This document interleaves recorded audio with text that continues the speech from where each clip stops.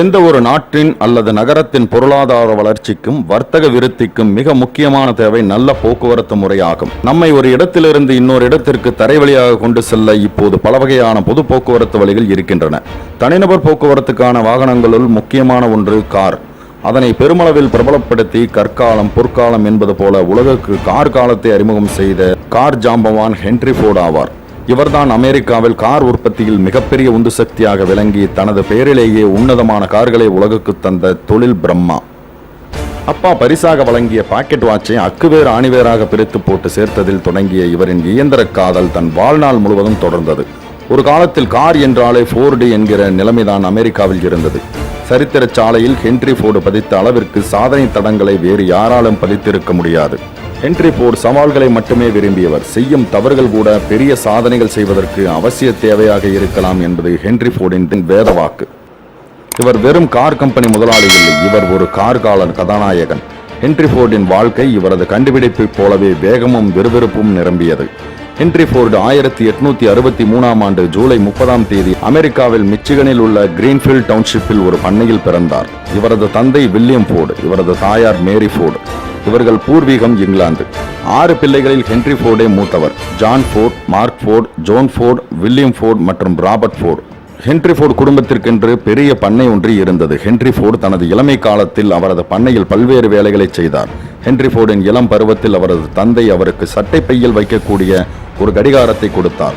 15 வயதில் Henry Ford அதன் பாகங்களை தனித்தனியாக பிரிக்கவும் பின்பு மறுபடியும் ஒன்று சேர்க்கவும் என சுயமாக பழுதுபார்க்கும் முறையை கற்றுக்கொண்டார். இதன் மூலம் தனது நண்பர்கள், அண்டை வீட்டார் ஆகியோரின் கடிகாரங்களை பல முறை பழுதுபார்த்து தந்திருக்கிறார். இதன் மூலம் கடிகாரம் பழுதுபார்க்கும் புகழை பெற்றார். 1876ஆம் ஆண்டு ஹென்றி ஃபோர்டின் தாயார் இறந்தார். அந்த நிகழ்வு ஃபோர்டுக்கு பெரும் பாதிப்பை ஏற்படுத்தியது. அவரது தந்தை ஹென்றி ஃபோர்டு குடும்ப பண்ணையை பார்த்து கொள்ள வேண்டும் என்று எதிர்பார்த்தார். ஆனால் ஹென்றி ஃபோர்டு பண்ணை வேலைகளை வெறுத்தார். மேலும் அவர் நான் பண்ணையில் வேலை செய்வதை எப்போதும் விரும்பியதில்லை, ஆனால் அந்த பண்ணையை பார்த்து கொண்டிருந்த என் அம்மாவைத்தான் நான் விரும்பினேன் என்று கூறினார். அந்த சமயத்தில் நகரும் பாகங்களை கொண்ட பொருட்களின் மேல் அவருக்கு ஆர்வம் ஏற்பட்டது. ஒருமுறை பண்ணையில் வேலை செய்து கொண்டிருந்த போது நீராவியால் இயங்கிய ஒரு டிராக்டர் வாகனம் மெதுவாக ஊர்ந்து செல்வதை கவனித்தார். அந்த கணம்தான் போக்குவரத்து வரலாற்றை மாற்றப்போகும் கணமாக அமைந்தது. ஏனெனில் அப்போதே ஃபோர்டின் மனதில் பயணிகள் வாகனம் உதித்தது. 1879ஆம் ஆண்டில் தனது 16வது வயதில் ஹென்றி ஃபோர்டு குடும்பத்தை விட்டு வெளியேறி டெட்ராய்ட் நகரில் ஒரு கனரக தொழிற்சாலையில் வேலைக்கு சேர்ந்தார். அங்கு அவர் 3 ஆண்டுகள் பயிற்சி பெற்ற பிறகு மீண்டும் மிச்சிகன் திரும்பினார். அந்த காலத்தில் பழக்கத்தில் இருந்த நீராவி இயந்திரங்களின் மீது அவருக்கு ஈர்ப்பு ஏற்படவே அதனை கலற்றி பழுது பார்ப்பதிலும் நேரத்தை செலவிட்டார். அதே நேரம் பண்ணைகளில் பயன்படுத்தக்கூடிய எரிவாயுவில் இயங்கும் பல்வேறு இயந்திரங்களை உருவாக்கினார். ஹென்றி ஃபோர்டு 1888ஆம் ஆண்டு கிளாரா ஜோன் பிரையண்ட் என்பவரை திருமணம் செய்து கொண்டார். ஃபோர்டுக்கு 30 வயதான போது சிகாகோவில் நடைபெற்ற ஒரு கண்காட்சியில் பெட்ரோலில் இயங்கிய தண்ணீர் பம்ப் ஒன்றை கண்டார். அதை ஏன் ஒரு வண்டியில் பொருத்தி பார்க்கக்கூடாது என்ற சிந்தனை அவருக்கு தோன்றியது. 1891இல் ஹென்றி ஃபோர்டு எடிசன் இலுமினேட்டிங் கம்பெனியில் ஒரு பொறியியலாளர் ஆனார். 1893ஆம் ஆண்டில் தலைமை பொறியாளர் பதவி உயர்வும் $100 சம்பள உயர்வும் வந்த பிறகு இவர் பெட்ரோல் என்ஜின்கள் பற்றிய தனது சொந்த பரிசோதனையை கவனத்தில் எடுத்துக்கொண்டார். அடுத்த 2 ஆண்டுகளில் ஹென்றி ஃபோர்டு பெட்ரோலில் இயங்கும் ஒரு காரை உருவாக்க அயராது உழைத்தார். 1896ஆம் ஆண்டில் பல்வேறு உதிரி பாகங்களையும் பழைய உலோகங்களையும் கொண்டு தன் வீட்டின் பின்புறம் இருந்த செங்கல் கூடாரத்தில் தனது வாகனத்தை வடிவமைத்தார். மணிக்கு 10 மைல் மற்றும் மணிக்கு 20 மைல் என்று 2 வேகங்களை தரக்கூடிய இருவேறு வார்பட்டைகளை வடிவமைத்து பொருத்தினார். ஆனால் இந்த வாகனத்திற்கு பிரேக் கிடையாது. இதனை பின்னோக்கியும் செலுத்த முடியாது. இதற்கு ஹென்றி ஃபோர்டு குவாட்ரி சைக்கிள் என்று பெயரிட்டார். பார்ப்பதற்கு சைக்கிள் போன்றே இருக்கும், ஆனால் 4 சக்கரங்களும் ஓர் இருக்கையும் கொண்டிருக்கும். ஆர்வமாக அதை ஓட்டி பார்க்கலாம் என்று முற்பட்ட போது ஒர்க் ஷாப்பின் கதவு சிறியதாக இருப்பதை ஹென்றி ஃபோர்டு கவனித்தார். ஹென்றி ஃபோர்டு தனது கண்டுபிடிப்பை உடனே சோதிக்க வேண்டும் என்ற ஆர்வத்தில் ஒரு கோடாரியை எடுத்து செங்கல் செவற்றை இடித்துவிட்டு அவர் வடிவமைத்த வாகனத்தை வெளியே கொண்டு வந்தார். அவரது வாகனம் சாலையில் வலம் வந்தது. ஹென்றி ஃபோர்டோ அகமகிழ்ந்து போனார். தொழில் உலகில் இது மிகப்பெரிய மாற்றத்தை கொண்டு வந்தது. பல்வேறு சோதனை இயக்கங்களுக்கு பிறகு ஹென்றி ஃபோர்டு குவாட்ரி சைக்கிளை மேம்படுத்துவதற்கான வழிகளை அறிமுகப்படுத்தினார். 1896ஆம் ஆண்டில் எடிசன் நிர்வாகிகள் கூட்டத்தில் ஹென்றி ஃபோர்டு கலந்து கொண்டார். இந்த கூட்டத்தில் தாமஸ் எடிசன் இவரை அறிமுகப்படுத்தினார். மேலும் எடிசன் ஃபோர்டு வாகன சோதனைக்கு ஒப்புதல் அளித்தார். எடிசன் அளித்த ஊக்கத்தால் ஹென்றி ஃபோர்டு 1898ஆம் ஆண்டில் 2வது வாகனத்தை வடிவமைத்தார். அதன் பின் எடிசன் கம்பெனியை விட்டு ஃபோர்டு பதவி விலகினார். 1899ஆம் ஆண்டில் ரெட்ராய்ட் ஆட்டோமொபைல் நிறுவனம் என்ற ஒன்றை தொடங்கினார். இருப்பினும் இவருடைய நிறுவனத்தில் உற்பத்தி செய்யப்படும் வாகனங்கள் ஹென்றி ஃபோர்டு எதிர்பார்த்ததை விட குறைந்த தரம் மற்றும் அதிக விலை கொண்டவையாக இருந்தது. இறுதியில் இந்த நிறுவனம் வெற்றி பெறாமல் ஜனவரி மாதத்தில் மூடப்பட்டது.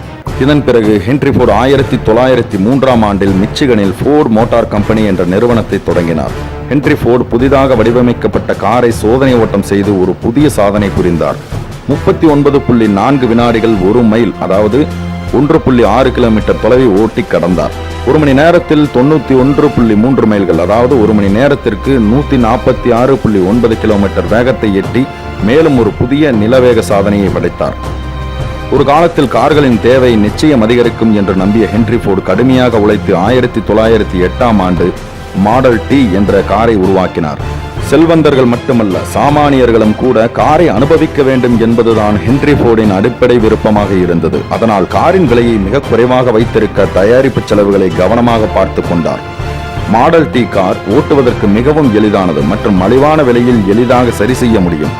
இந்த கார் 1908இல் $825 விலை கொண்டதாகவும் மிகவும் மலிவானதாகவும் இருந்தது. 1920களில் பெரும்பாலான அமெரிக்க டிரைவர்கள் மாடல் டி காரை ஓட்ட கற்றுக்கொண்டனர். பத்திரிகைகளில் தனது புதிய தயாரிப்பு பற்றிய கதைகள் மற்றும் விளம்பரங்களை இடம்பெறுவதை உறுதி செய்த ஃபோர்டு ஒரு பெரிய கார் ஒன்றை விளம்பரத்திற்காக உருவாக்கினார். 1913இல் ஹென்றி ஃபோர்டு தனது தொழிற்சாலையில் நகரும் பாகங்களை பொருத்தும் பெல்ட்டுகளை அறிமுகப்படுத்தினார். இது உற்பத்தியை மகத்தான அளவிற்கு அதிகரிக்க உதவி செய்தது. தற்போதைய நவீன கார்களின் முன்னோடியான மாடல் டி வாகனம் ஆயிரக்கணக்கில் விற்பனையாக தொடங்கியது. சில ஆண்டுகளிலேயே 15 மில்லியன் கார்களை விற்றது ஹென்றி ஃபோர்டு நிறுவனம்.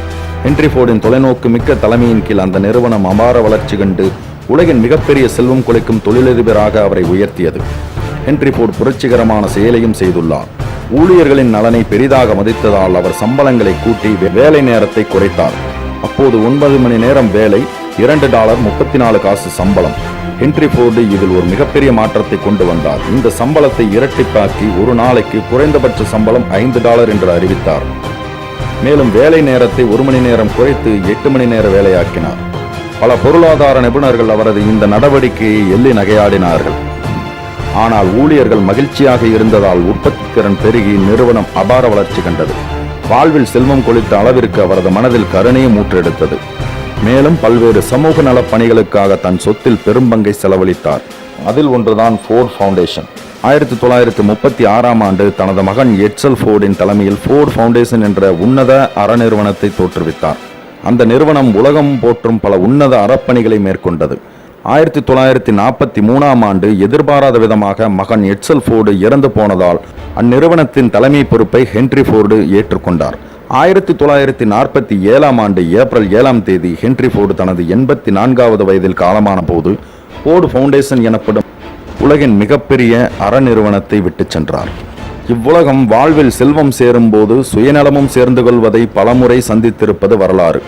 ஆனால் போக்குவரத்து துறையில் மிகப்பெரிய பங்களிப்பை செய்து செல்வந்தரான ஹென்றி ஃபோர்டு சமூக நலத்திற்காக தன் சொத்தை வாரி வழங்கினார்.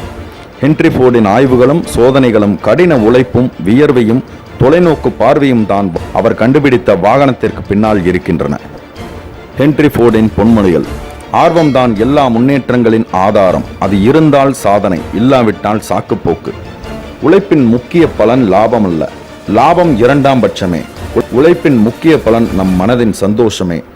தவறு நேர்ந்து விடுமோ என்று அஞ்சி அஞ்சி எந்த செயலையும் செய்யாமல் பின்வாங்குவது இழிவானது. சுறுசுறுப்பாய் உள்ள மனிதன் எப்போதும் மகிழ்ச்சியாக இருப்பான். ஊழியர்களுக்கு அதிக சம்பளம், வாரம் 5 நாள் வேலை, டீலர்களை மதித்து நடத்தல், வேலை நேரத்தை குறைத்தது, புதுமையான விளம்பர உத்தி, கார் கடன் வழங்குதல் என அமெரிக்க தொழில்துறைக்கு ஹென்றி ஃபோர்டு பல விஷயங்களை அறிமுகப்படுத்தியுள்ளார். தன் தொலைநோக்கு பார்வையால் உலகின் மிகப்பெரிய செல்வம் கொளிக்கும் தொழிலதிபராக ஹென்றி ஃபோர்டு உயர்ந்துள்ளார். தமிழ் பேசும் நல்லுள்ளங்களுக்கு வணக்கம். நேயர்களே, இது உங்கள் ஸ்பார்க் தமிழ் ஆடியோ புக். இதுவரைக்கும் நம்ம சேனலை சப்ஸ்கிரைப் பண்ணாதவங்க சப்ஸ்கிரைப் பண்ணிக்கோங்க. அப்படியே பக்கத்தில் இருக்கிற பெல் பட்டனையும் கிளிக் பண்ணிக்கோங்க. இந்த கதை நான் வாசிக்கிற விதம் இதெல்லாம் உங்களுக்கு பிடிச்சிருந்தா கதை கேட்கும் ஆர்வமுள்ள உங்கள் நண்பர்களுக்கு ஷேர் பண்ணுங்க, லைக் மற்றும் கமெண்ட் பண்ணுங்க.